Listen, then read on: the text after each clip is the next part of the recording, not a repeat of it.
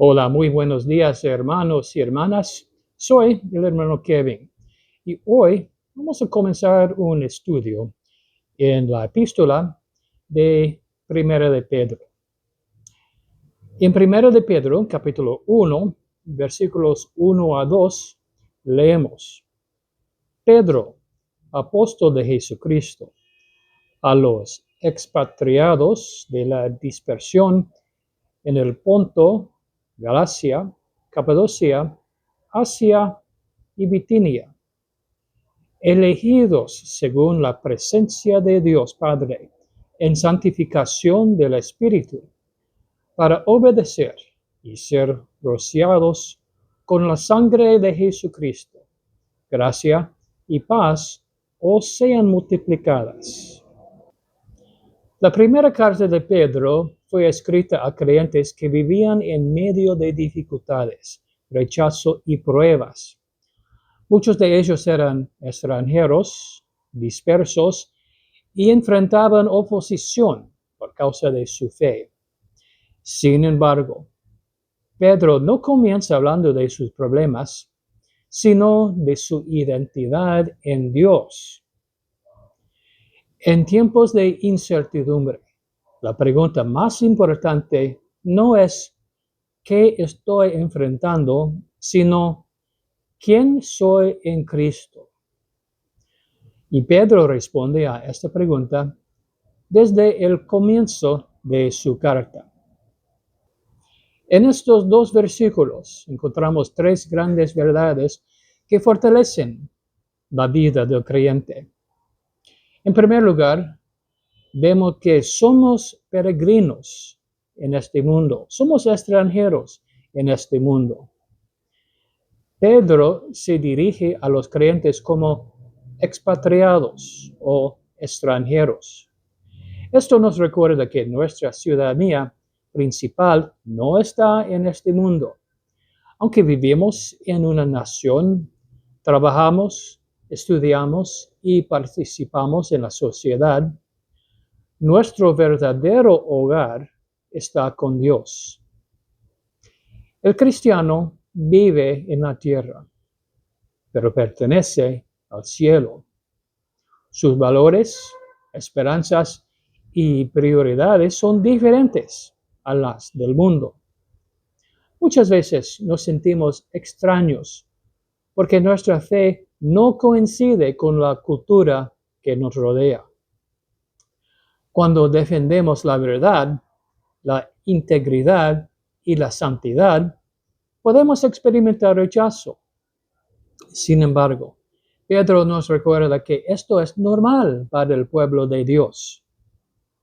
Los creyentes del primer siglo estaban dispersos geográficamente, pero unidos espiritualmente. Hoy sucede lo mismo. La iglesia está extendida por todo el mundo, pero forma una sola familia en Cristo. No debemos sorprendernos cuando nos sentimos diferentes. Somos peregrinos en camino hacia nuestra patria celestial. Nuestra esperanza no está en las circunstancias temporales, sino en las promesas eternas de Dios. En segundo lugar, el texto revela que somos elegidos por Dios. Somos elegidos por Dios. Pedro llama a los creyentes elegidos según la presencia de Dios Padre. Esta expresión revela el amor y soberanía de Dios. Nuestra salvación no es un accidente, ni el resultado de azar. Antes de que nos buscáramos a Dios, Él ya había puesto sus ojos sobre nosotros. La elección divina no debe producir orgullo, sino gratitud. Nadie puede decir que merecía la gracia de Dios. La salvación es un regalo inmerecido. El Padre conocía nuestras vidas desde antes de nuestro nacimiento. Conocía nuestras debilidades, nuestros pecados, nuestras luchas y aún sí decidió extendernos su misericordia. Cuando las pruebas llegan, esta verdad trae seguridad. Si Dios nos escogió, no nos abandonará. Si comenzó la obra en nosotros, será fiel para completarla. Cuando el enemigo quiere sembrar dudas sobre tu valor o su identidad, recuerda, eres amado y escogido por Dios. Tu vida no está gobernada por la causalidad, sino por el propósito eterno del Padre. Y en tercer lugar, el texto dice que somos transformados por la obra de la Trinidad. Estos versículos presentan la participación de las tres personas de la Trinidad en la salvación. En primer lugar, el Padre planifica. La salvación ocurre según la presencia de Dios Padre. Él es el autor del plan redentor.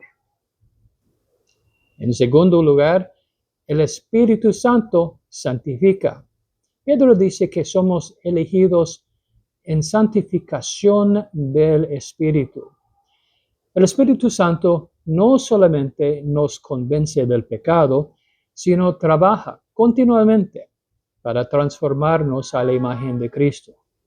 La santificación es un proceso mediante el cual Dios nos aparta para su servicio y nos hace más semejantes a Jesús.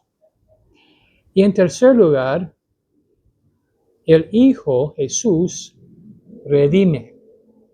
Somos llamados para obedecer y ser rociados con la sangre de Jesucristo.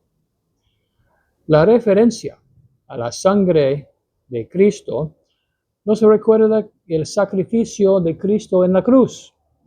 Su sangre limpia nuestros pecados, nos reconcilia con Dios y establece un nuevo pacto con nosotros. La salvación no es solo perdón, también implica obediencia. Cristo nos salva para que vivamos bajo su señorío. La obra de Dios en nuestra vida es completa. El Padre nos eligió, el Espíritu nos transforma y el Hijo nos redimió. No estamos solos en nuestro caminar cristiano. Toda la Trinidad está obrando para cumplir el propósito divino en nosotros. En solo 2 versículos, Pedro nos recuerda 3 verdades fundamentales. En primer lugar, somos peregrinos o extranjeros en este mundo. Somos elegidos por la gracia de Dios y somos transformados por la obra del Padre, del Hijo y del Espíritu Santo.